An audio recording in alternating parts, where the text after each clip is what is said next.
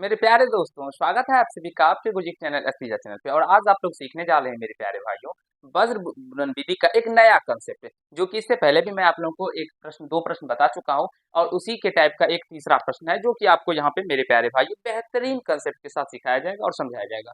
चलिए मैं आपको बताता हूँ। और सबसे पहले मैं आपको ये बता दूं, जो आपके लिए इंपॉर्टेंट है जान लेना, जो आप सभी जानते भी होंगे, जो मैं आप लोगों को डॉक्टर केसी सिन्हा क्लास 10th मैथ का सोल्यूशन करवा रहा हूँ।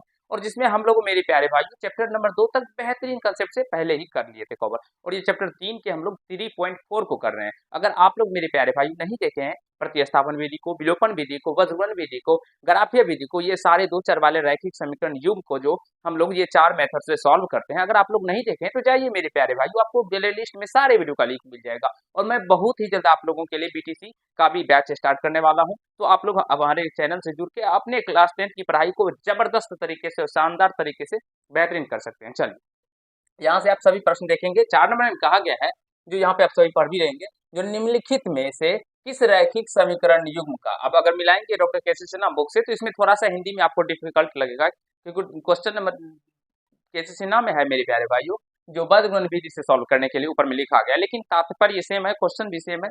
देखिए क्वेश्चन क्या है मेरे प्यारे, आंसर देखिएगा सही है आ रहा है या नहीं। मेरे प्यारे दोस्तों कहा गया निम्नलिखित में से किसका रैखिक समीकरण युग्म का अद्वितीय हल है, किसका कोई हल नहीं है मेरे प्यारे भाइयों, या अनंत रूप से अनेक हल है, अनंत रूप से अनेक हल है। यदि अद्वितीय हल है तो उसे क्रॉस गुणन विधि से सॉल्व करें। क्रॉस गुणन विधि का मतलब हुआ मेरे प्यारे मित्रों बजगुणन विधि। क्रॉस गुणन विधि का मतलब हुआ बजगुणन विधि से हमें क्या करना है, उसे सॉल्व करना है। चलिए आगे चलते हैं और आपको सिखाते हैं। सबसे पहले ये जो दो समीकरण दिया गया है, आप लोगों को क्या करना है मेरे प्यारे मित्रों, यहाँ से हम लोग क्या करते हैं तो हल करते हैं। देखिए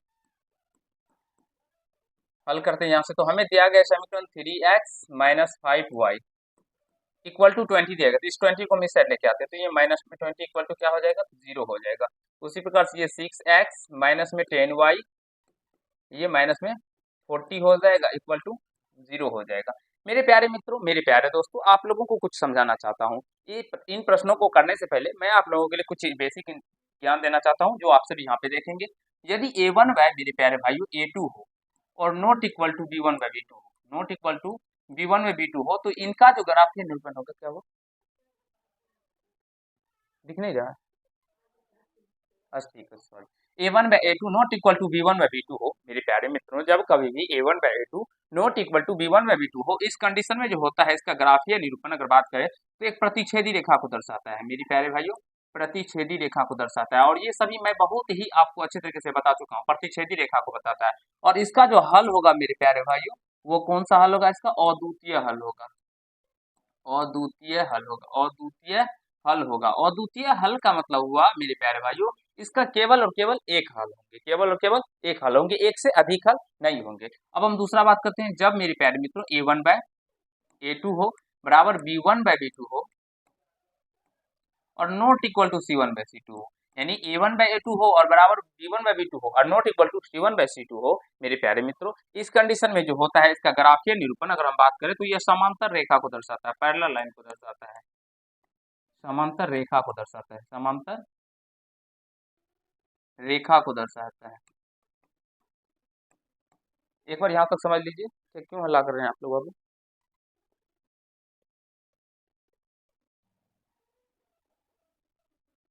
चलिए मेरे प्यारे दोस्तों, यह समांतर रेखा को क्या करता है, रिप्रेजेंट करता है। और जब कभी भी समांतर रेखा को रिप्रेजेंट करेगा, यानी समांतर रेखा यानी इस तरह से मेरे प्यारे दोस्तों, तो ये देखेंगे आप लोग, ये एक दूसरे को कभी भी टच नहीं करता है और कभी भी नहीं टच करता है, तो इसका जो हल होगा मेरे प्यारे दोस्तों वो क्या होगा, तो कोई हल नहीं होगा। इसका क्या होगा, कोई हल नहीं,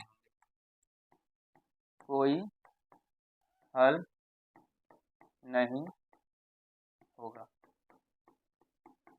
कोई हल नहीं होगा। अब क्या करना होगा उसको बताइए तो, वो करने से नहीं हो जाता है कुछ भी।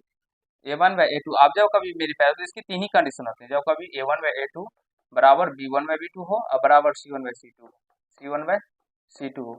देख लीजिए ये सही है या कहीं से मिस्टेक हो गया, एक बार देख लीजिए, इसको मिला है आपको एग्जैक्टली याद है ना, और सही में देख लीजिए फिर भी, a1/a2 बराबर b1/b2 और बराबर c1/c2 हो मेरे प्यारे मित्रों, तब इसका जो हल होता है ये बता रखा है आप लोगों को मेरे प्यारे दोस्तों।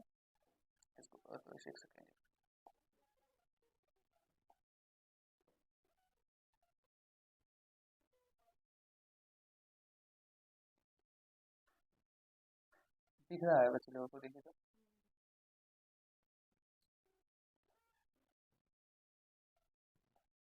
चलिए मेरे प्यारे दोस्तों, जब कभी a1 बाई a2 बराबर b1 b2 बराबर c1 बाई c2 हो, तो इसका जो मेरे प्यारे दोस्तों ग्राफीय निरूपण होता है, ज्यामितीय निरूपण जो होता है वो क्या होता है, तो समपाती रेखा। समपाती रेखा का मतलब हुआ वो एक दूसरे के ऊपर ही, दोनों रेखा एक दूसरे के ऊपर ही होगा मेरे प्यारे दोस्तों। तो वो समपाती रेखा को रिप्रेजेंट करता है, और इसके जो हल होंगे वो अनेक हल होते हैं या अनंत हल होते हैं। अनेक हल होंगे, अनेक हल। आप सभी इतना जानते होंगे और इतना समझने में आप सभी को कहीं से कोई आपत्ति समस्या नहीं हुआ होगा मेरे प्यारे मित्रों। चलिए आगे चलते हैं, अब इन प्रश्नों को सॉल्व करते हैं। इन प्रश्नों को देखिए कैसे सॉल्व करेंगे। तो इसी प्रकार से सबसे पहले हम लोग a1 यहाँ से निकालेंगे। तो a1 क्या हो जाएगा मित्रों, 3 हो जाएगा। b1 क्या हो जाएगा, तो माइनस का 5 हो जाएगा। c1 क्या हो जाएगा, तो माइनस का 20 आ जाएगा। आपको बोले ना कुछ देखने के लिए। a2 क्या हो जाएगा, 6 हो जाएगा।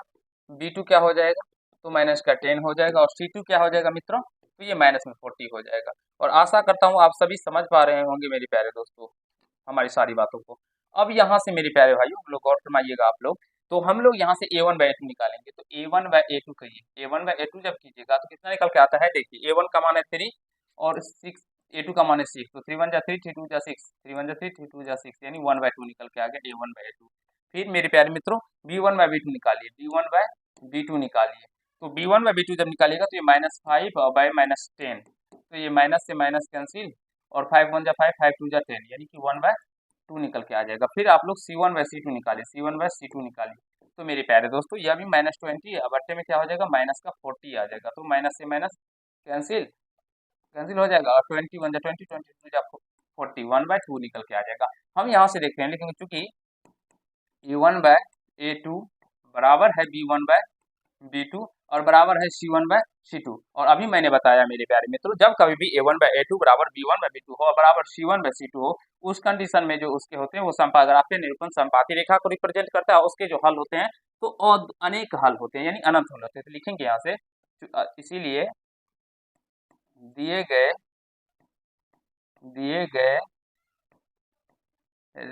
रैखिक समीकरण युग्म, रैखिक समीकरण युग्म के अपरिमित रूप से अनेक हल होंगे। अपरिमित रूप से अनेक हल होंगे, अपरिमित रूप से अनेक हल होंगे। मेरे प्यारे मित्रों आशा करता हूँ आप सभी को समझ में आ गया होगा, और यहाँ तक समझने में आप सभी को कहीं से कोई आपत्ति नहीं हुआ होगा। और जब कभी भी इसमें हमें कहा क्या गया है, जो मेरे प्यारे मित्रों अद्वितीय हल हो, जब मेरे प्यारे दोस्तों अद्वितीय हल हो, आप सभी यहाँ पे देखेंगे और फरमाइएगा, अद्वितीय हल हो तब हमें वज्र गुणन विधि से सॉल्व करना है। और यहाँ पे हमारा क्या जो है, हमारा जो हुआ है वहाँ पे देखिए क्रॉस गुणन विधि है ना, तो ब्रज गुणन विधि से तब सॉल्व करना है। तो जब अद्वितीय हल होगा, तो अद्वितीय हल तो हुआ नहीं, यहाँ पे जो हुआ है मेरे प्यारे भाई हम लोगों का अनेक हल हुआ है। तो अनेक हल हुआ तो हम इसको यहीं पे डायरेक्टली छोड़ देंगे। आशा करता हूँ समझ में आ गया होगा। इसे आप लोग स्क्रीनशॉट लेना चाहते हैं ले सकते हैं। मैं अभी आप लोगों को मेरे प्यारे दोस्तों क्वेश्चन नंबर 4 के चौथे नंबर को बताऊंगा। तो चलिए हम लोग क्वेश्चन नंबर 4 के चौथे नंबर को चलते हैं और आपको बेहतरीन तरीके से समझाने का प्रयास करते हैं। आशा करता हूँ आप सभी से लिख लिए होंगे, समझ गए होंगे। चलिए यहाँ से चलते हैं क्वेश्चन नंबर दूसरे नंबर पे। यही है क्वेश्चन नंबर दूसरा भी सेम इसी प्रकार से है। आपको दो इक्वेशन दिया गया है यहाँ पे, अगर बात करेंगे हम लोग तो यहाँ पे आपको दो इक्वेशन दिया गया है। एक इक्वेशन ये रहा हम लोगों का, और दूसरा इक्वेशन ये रहा हम लोगों का मेरे प्यारे मित्रों। इससे पहले देखिए, इससे पहले हमने इसको फर्स्ट इक्वेशन माना था ना, यहाँ पे इसको हमने फर्स्ट नहीं माना, तो इसको फर्स्ट मान लीजिएगा, ठीक है। इसको फर्स्ट मान लीजिएगा, इसको सेकेंड मान लीजिएगा इक्वेशन को। चलिए यहाँ से मेरे प्यारे मित्रों ये जो दिया गया है, यहाँ इसमें 3 को इस साइड ही लिया गया है, इसमें भी 2 को इस साइड ही लिया गया। तो हम डायरेक्टली इसको क्या करेंगे, तो यहाँ से चाहे तो इसको फर्स्ट सेकेंड मान सकते हैं। तो या तो डायरेक्टली हम प्रश्न को भी लिख के मेरे प्यारे मित्रों सॉल्व कर सकते हैं। तो a1, चलिए प्रश्न को पहले लिखते हैं, x minus 3y minus 3 equal to 0 है, इसे हम लोग फर्स्ट इक्वेशन मान लेंगे। और उस प्रकार 3x minus 9y minus 2 equal to 0 है, इसे सेकेंड इक्वेशन मान लेंगे। तो यहाँ से जब हम लोग a1 ज्ञात करेंगे मित्रों क्या होगा, तो 1 होगा, B1 क्या हो जाएगा माइनस का 3 हो जाएगा, C1 क्या होगा तो माइनस का 3 होगा, A2 क्या हो जाएगा मित्रों 3 हो जाएगा, B2 क्या हो जाएगा तो माइनस का 9 हो जाएगा और C2 क्या हो जाएगा ये माइनस का 2 होगा।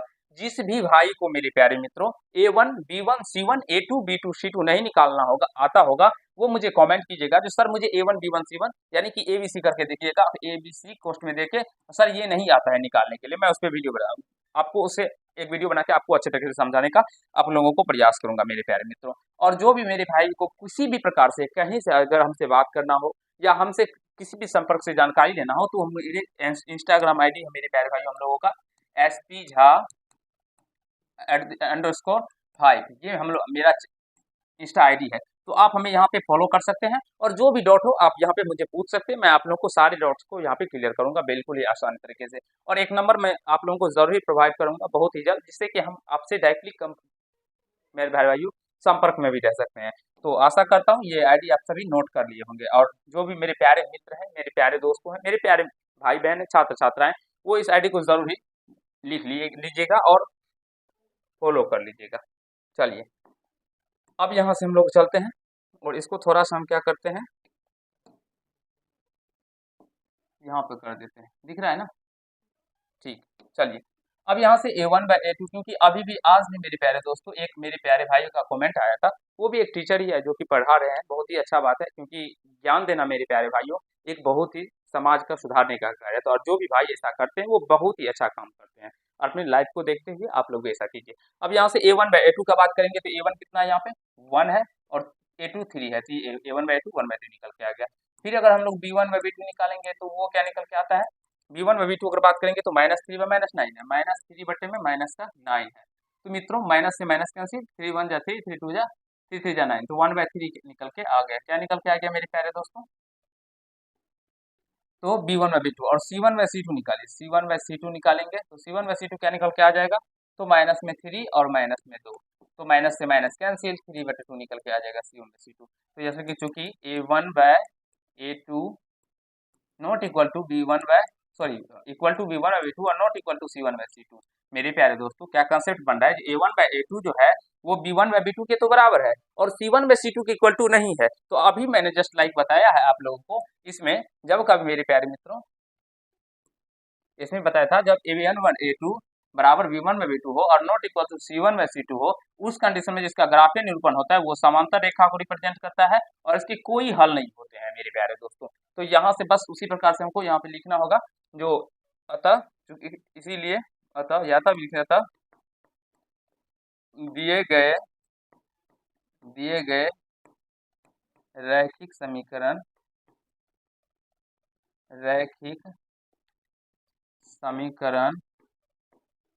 युग्म के कोई हल नहीं होंगे, कोई हल आपने देख लिया बाबू नहीं होंगे। और आशा करता हूँ मेरे प्यारे मित्रों आप सभी हमारी बातों को समझ पा रहे होंगे और बहुत ही अच्छे तरीके से सीख भी पा रहे होंगे। और अगर इस तरह के क्वेश्चन अगर अब आपके एग्जाम में आते हैं तो आप लोग सिर्फ आसानी तरीके से फोड़ के आएंगे एग्जाम में। तो मेरे प्यारे दोस्तों अगर आप लोग को ये पाठ अच्छा लगा होगा और सुंदर लगा होगा और आप लोगों को कुछ सीखने को मिला होगा तो आप लोग अपने गुरुजी के चैनल से जुड़ सकते हैं और बिंदास होकर मेरे प्यारे भाइयों आप लोग गुरुजी के साथ पढ़िए क्योंकि अगर मैथ और साइंस में मोक्ष की प्राप्ति करना है तो फिर गुरुजी से पढ़ना ही पड़ेगा। आप लोग सारे चैनल को देख सकते हैं। अगर आपको मेरे प्यारे दोस्तों अपने गुरुजी से जितना समझ आता है उतना आपको कोई भी टीचर आपको उतने अच्छे से नहीं बताएगा क्योंकि मैं आप लोगों को समझाने का प्रयास करता हूँ अपने छोटे भाई बहन की तरह। मैं ये मान के चलता हूँ जो आपको कुछ भी नहीं आता है आप हमारे छोटे से प्यारे से भाई है और छोटे से प्यारे से भाई को एक बड़ा भाई कैसे समझाता है तो वो उसी तरह से समझाऊंगा। जब मुझे थप्पड़ लगाने की भी जरूरत पड़ेगी मेरे प्यारे दोस्तों तो मैं थप्पड़ भी आपको लगाऊंगा। तो इसीलिए आप लोग पढ़िए मेहनत कीजिए और आप लोग मेरे बहुत ही अच्छे भाई हैं समझदार भाई है तो आपको थप्पड़ लगाने की कोई जरूरत ही नहीं है। तो चलिए इसे नोट कर लीजिए आज के पार्ट में हम लोग 2 ही प्रश्न को करेंगे और आशा करता हूँ आप जो मैंने आपकी 2 क्वेश्चन बताया वो बिल्कुल समझ गए होंगे।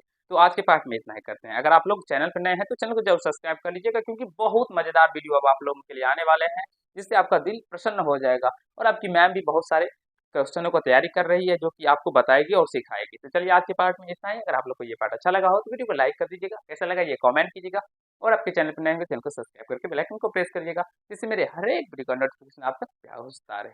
धन्यवाद।